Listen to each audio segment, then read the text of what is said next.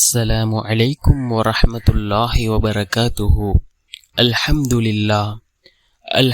لله الذي نحمده ونستعينه ونستغفره ونؤمن به ونتوكل عليه. أما بعد.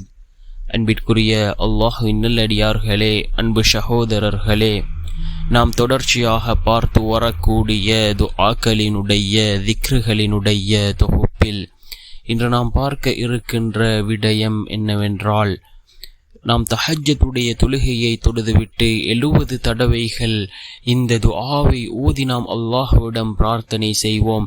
எந்த அளவுக்கு சிறப்பான துஆ என்றால், இதனை ஓதி அவர் உள்ளத்தில் நினைத்தால் கூட, ஒரு தேவையை அவர் உள்ளத்தில் நினைத்தால் கூட அல்லாஹ் அந்த விடயத்தை அவருக்கு கொடுப்பான். அப்படிப்பட்ட மிகச்சிறந்த ஒரு துஆவை தான் நாம் இன்றைய வீடியோவில் பார்க்க இருக்கின்றோம். அன்பார்ந்தவர்களே, அல்லாஹ்வின் நல்லடியார்களே, அதிகமானோர் நம்முடைய சேனலை சப்ஸ்கிரைப் செய்யாமல் பார்த்து கொண்டிருக்கின்றீர்கள். நீங்கள் சப்ஸ்கிரைப் செய்து லைக் இடுவதன் மூலமாக நமது சேனலில் உள்ள வீடியோக்கள் இன்னும் பல சகோதரர்களுக்கு கொண்டு போய் சேர்க்கப்படும். அவர்கள் அதனை பார்த்து பயனடைந்தால் அதற்குரிய கூலியை அல்லாஹ் உங்களுக்கும் வழங்குவான். அன்பார்ந்தவர்களே, அல்லாஹ்வின் நல்லடியார்களே, தஹஜ்ஜுடைய நேரம் துஆக்கள் ஏற்றுக்கொள்ளப்படக்கூடிய நேரம். இந்த நேரத்திலே நாம் இந்த துஆவை ஓதுவோம். இந்த துஆவை ஃபஜ்ருடைய தொழுகைக்கு பின் அல்லது இசாவுடைய தொழுகைக்கு பின்னாலும் ஓதலாம். 70 தடவைகள் நாம் இந்த துஆவை ஓதி நாம் அல்லாஹ்விடத்திலே எந்த தேவைகளை கேட்கின்றோமோ அத்தனை தேவைகளையும் அல்லாஹ் பூர்த்தி செய்து தருவான். நம் உள்ளத்திலே உதிக்கக்கூடிய அனைத்து விடயங்களையும் அல்லாஹ் நிறைவேற்றி தருவான். நம்முடைய வாழ்க்கையில் உள்ள கஷ்டங்களை அல்லாஹ் நீக்குவான். கடனினுடைய பிரச்சனைகளிலிருந்து விடுபட வேண்டுமா?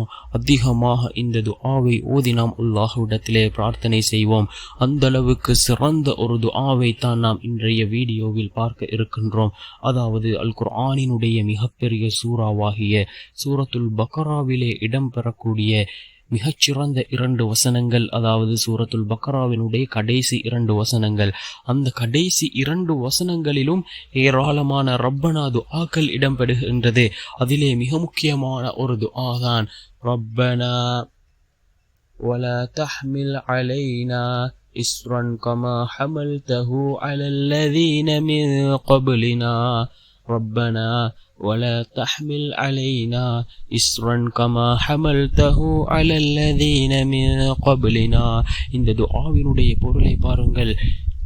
எங்கள் இறைவா, எங்களுக்கு முந்திய சமூகத்தின் மீது நீ சுமைகளை சுமத்தியது போன்று எங்கள் மீது நீ சுமைகளை சுமத்தாதிருப்பாயாக என்று பொருள்படக்கூடிய மிகச்சிறந்த ஒரு துஆவாக இந்த துஆ இருந்து கொண்டிருக்கின்றது. இதனை ஓதி நாம் அல்லாஹ்விடத்திலே பிரார்த்தனை செய்வோம். நிச்சயமாக இந்த துஆவின் மூலமாக அல்லாஹ் ஜல்ல சுப்ஹானஹு வ தஆலா நம்முடைய அனைத்து கஷ்டம் கவலைகளையும் நீக்குவான். நம்முடைய தேவைகளை அல்லாஹ் பூர்த்தி செய்து தருவான்.